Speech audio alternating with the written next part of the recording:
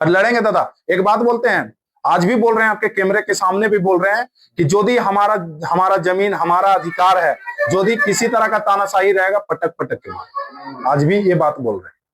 देखिए दादा, वो आईसीयू के विधायक खुद हैं, 231 वोट से वो जीते हैं। उसमें एनडीए का जो बोला जाए बीजेपी का वोट, उसमें हमको लगता है बहुत है, मतलब 60-70% तो उसी का वोट है। और यदि कोई आईसीयू में जाके बोले कि हम अभी तुमको पटक देंगे, तो उनका सोच पे और नियति पे थोड़ा हमको शक लगता है ना। बाकी और जो जिन शब्दों को वो चेंज किए, उन शब्दों का तो एक माननीय होके तो देना ही नहीं चाहिए। तो जयराम दा के विषय में भी, उनके माँ के विषय में भी तो अनाप शनाप बकते रहते हैं, तो उनका क्या बोले। उनका तो एक समझिए कि एक कॉमेडियन ही माना जा रहा है मांडू विधानसभा के जनता के लिए। कि हम लगातार बात सही है कि कोणार्क डैम का आज मुद्दा छिड़ गया है और विस्थापित का लड़ाई भी लड़ा जा रहा है। और जब जेल के में आया तब से ये रेस पकड़ा हुआ।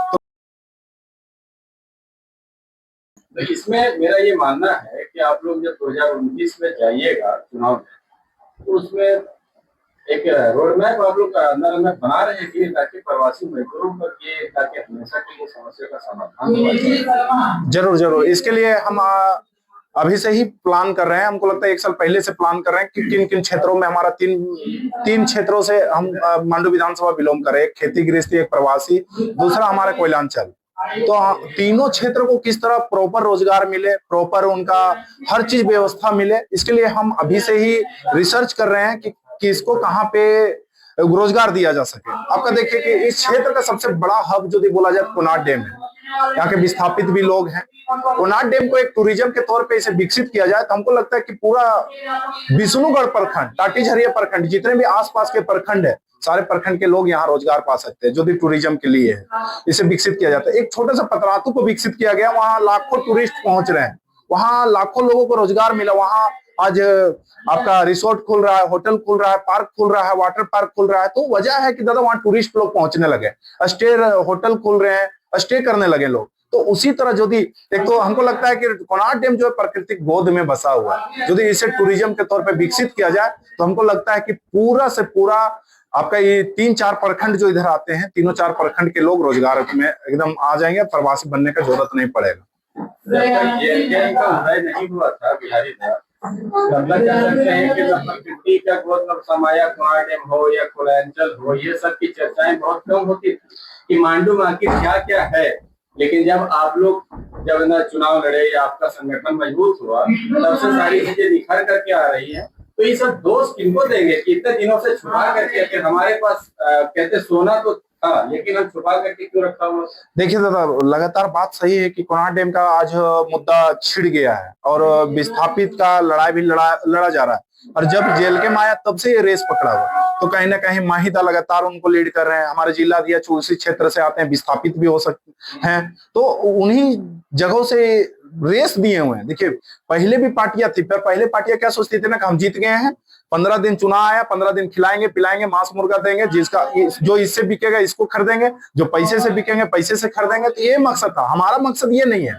हमारा मकसद है कि लोगों का हक मिले, लोगों को रोजगार मिले, और हम लोग लगातार उठा रहे हैं। अब प्रवासी मजदूर का एक बात बोले कि इतना पहले फंसते थे लोग का और दिक्कत होता था। आज हम लोग क्या किया, हम लोग बहुत बड़ा चीज नहीं किया दादा, हम लोग पॉलिसी पे बात किया। हमने शिक्षा का तो यही दम है कि हम पॉलिसियों पे बात करेंगे, हम संवैधानिक तरीके से बात करेंगे। हमने किसी को मर्डर नहीं किया, हमने किसी पे तलवार नहीं चलाया, पर हमने लोगों के लिए लड़ा और लोगों का अधिकार भी दिलाया। और अधिकार क्या दिलाया, जो प्रवासी मजदूर मरते थे बाहर में, जो प्रवासी मजदूर बाहर में डेथ करते थे, उनका घर वाले परिजन वाले हाथ पैर जोड़ते थे नेताओं के पास, किसी तरह हमार आदमिया के लाइन दे कि हम अपन अब दुनिया के एक बार मुहुआ देखबे।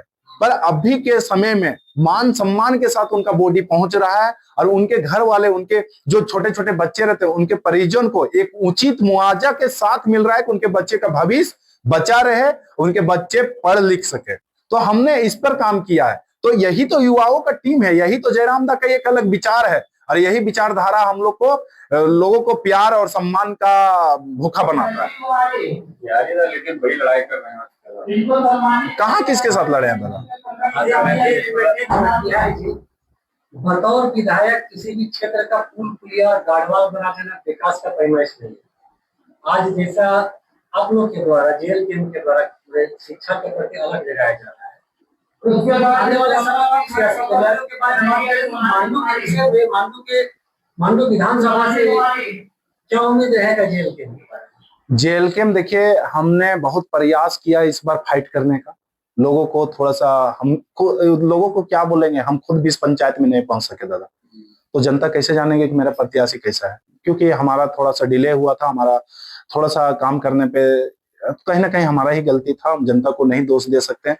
पर हाँ, विकास का गलियारा देखिए दादा, 75 साल से ज्यादा देश का आजाद होने से हो गया, 25 साल से ज्यादा हमारा राज्य का हो गया अलग होने से बिहार से, और यदि और 40% खनिज देता है झारखंड, और आज भी नाली पुलिया गली के लिए हम बात करें, रोड के लिए बात करें, तो बहुत दुर्भाग्यपूर्ण है झारखंड के जनता के लिए, बहुत दुर्भाग्य, जो सोचने लायक नहीं है एकदम। आज भी कल भी वही 2029 में भी यही नारा लगाएंगे कि हम रोड बनाएंगे, नाली बनाएंगे, पुलिया बनाएंगे। ये तो बात ही नहीं होना चाहिए। यहाँ पे हेल्थ पे बात होना चाहिए, यहाँ पे शिक्षा पे बात होना चाहिए, यहाँ पे टूरिज्म पे बात होना चाहिए, इस पर बात होना चाहिए, इस पर लड़ाई होना चाहिए। ना कि यहाँ के विधायक जी को भी हम कहते हैं, जो माननीय जो विधायक जी हैं उनको भी कहते हैं कि आप जाइए सदन में लड़िए अपने विधानसभा के लिए। अरे लोग आजकल शिलान्यास के लिए लड़ रहे हैं कि मेरा शिलान्यास है, मेरा शिलान्यास है। अरे हम छोड़ेंगे, आप काम कीजिएगा।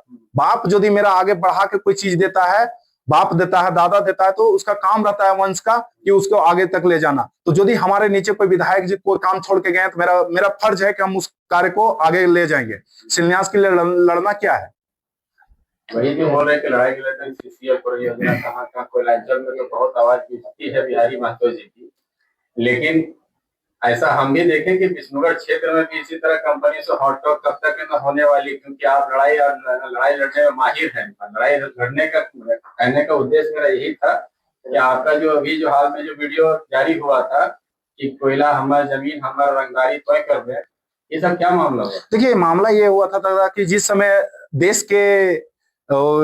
के प्रधानमंत्री, देश के अलग अलग मंत्रियों ने बोल रहा था कि भीषण गर्मी है, भीषण गर्मी में आपको घर में रहना है, भीषण गर्मी में आपको घर में रहना है, घर से नहीं निकलना है, लू लग जाएगा, पानी ज्यादा पीजिए। उस समय यदि आप बिजली काट दे रहे हैं, उस समय यदि बिजली काट के आप किसी बच्चा को गोदी में, छोटा छोटा बच्चा को आप सीट के घर में रहने के लिए मजबूर कर रहे हैं बिजली काट के, तो ये कहीं ना कहीं तानाशाही है सीसीएल का रवैया को। जमीन वो दिया है, रैयत विस्थापित वो है, रहने वाला व्यक्ति वो है, उसको झेलना पड़ रहा है। आप यहाँ से लाखों करोड़ रुपया आप कमा चुके हैं, फिर भी आप बिजली नहीं दे पा रहे हैं, तो राज्य के लिए और देश के लिए बहुत दुर्भाग्यपूर्ण है। आपको विश्वास नहीं होता होगा दादा कि छोटे छोटे 6 महीना, 7 महीना, 3 महीना का बच्चा को लेके और रात भर रोड में उसकी मां सो रही है, तब सोच सकते हैं कि उनका सुरक्षा का कितना बड़ा सुरक्षा के साथ खिलवाड़ किया जा रहा है। यहाँ के विधायक जी को हौसले नहीं, तो सोचना चाहिए।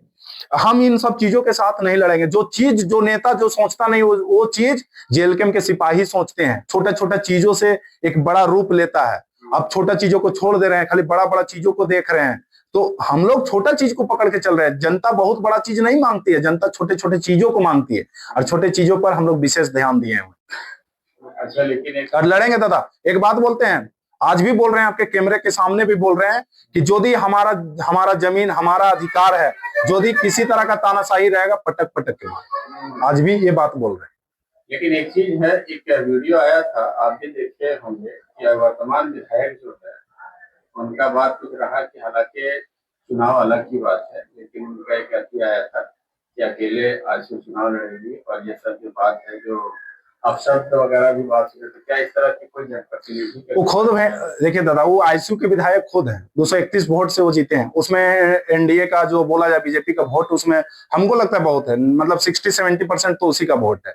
और यदि कोई आईसीयू में जाके बोले कि हम अभी तुमको पटक देंगे, तो उनका सोच पे और नियति पे थोड़ा हमको शक लगता है ना। बाकी और जो जिन शब्दों को वो चेंज किए, उन शब्दों का तो एक माननीय होके तो देना ही नहीं चाहिए। तो जयराम दा के विषय में भी, उनके माँ के विषय में भी तो अनाप शनाप बकते रहते हैं, तो उनका क्या बोले। उनका तो एक समझिए कि एक कॉमेडियन ही माना जा रहा है मांडू विधानसभा के जनता के लिए, कि हमने किस विधायक को चुने। हम भी बैठते हैं और भी राजनीतिक दलों के साथ, तो वो लोग इंटरटेन कर रहे हैं। इंटरटेन नहीं कर रहे हैं, समाज को गंदा कर रहे हैं। इंटरटेन कहाँ कर रहे हैं? इंटरटेन एक कॉमेडियन, एक सलीका से अपने मर्यादा में भी कॉमेडी करता है, पर ये माँ बहन, तो क्या बोला जाए इस विषय पे। अब आपके पीछे अंतिम सवाल लेते हैं राज्यसभा चुनाव वाला। मतलब आपके सुप्रीमो है, वोट है, मेरा 1932 का खतियान का चर्चा करते करते गुजरात के आदमी को वोट दे बैठे, ये आरोप लग रहा है विपक्ष ने हमेशा आप देखिए मतलब आप लोग पत्रकार महोदय हैं, चौथा स्तंभ है, सूत्रों के हवाले से बहुत चीज मालूम चलता होगा,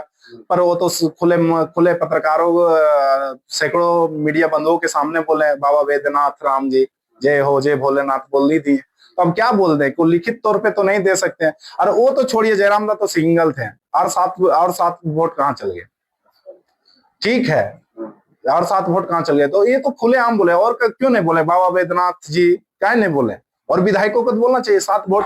अरे यहाँ पे दुर्भाग्य है, माथा पटकना चाहिए यहाँ की जनता को कि इनका भी वोट अब रद्द होता है। यदि इनका वोट भी यहाँ पे रद्द हो रही है, विधायकों का वोट रद्द हो रही है, तो बड़ा दुर्भाग्य बात है कि लोग वोट भी देने नहीं जान रहा है। तो माथा पटकना चाहिए झारखंड के जनता को। हमारे विधायक जी कम से कम सही सलामत वोट भी दिए थे। जान नहीं रहा है या जानबूझ करके रद्द करवाएगा। अब देखिए, अब इसमें क्या हो सकता है तथा नहीं हो सकता, हम कैसे जान सकते हैं, हम विधानसभा का छोड़ी ना। 29 के बारे में बताइए। 29 के लिए हम लोग मजबूती से खड़े हो रहे हैं और लड़ेंगे भी। हम लोग तो फाइट करेंगे, युवा है, फाइट करेंगे। हम देखिए, हम तो सीधा कहना है कि हम भगत सिंह को नहीं देखे, पर उस रूप में हम जयराम दास देखते हैं। किनके साथ आइए? हम किनके साथ जाएंगे, हमारा इतना ताकत है अपने पे कि हम लोग सिंगल भी दिखा दिए हैं। वो तो देख ही लिया 24 में, जब 24 में देख लिया, और अभी तो देख रहे हैं कि हम लोग किस तरह जनता के लिए क्षेत्र में काम कर रहे हैं। 18 घंटा हमारे एक व्यक्ति माहिदा है, कोलेसरदा है, आपके जिलाधीश देखिए, इनका सबसे बड़ा क्षेत्र पड़ता है। इनका मांडू भी घुस जा रहे हैं, बड़का गांव भी घुस जा रहे हैं, इधर के विधानसभा में घुस के इनको काम करना पड़ रहा है। तो 18 घंटा टाइम दे रहे हैं, तो सोचने वाला बात है। तो हम लोग क्षेत्र में बने हुए हैं, जो क्षेत्र में बना रहेगा जनता उसको सम्मान देगी।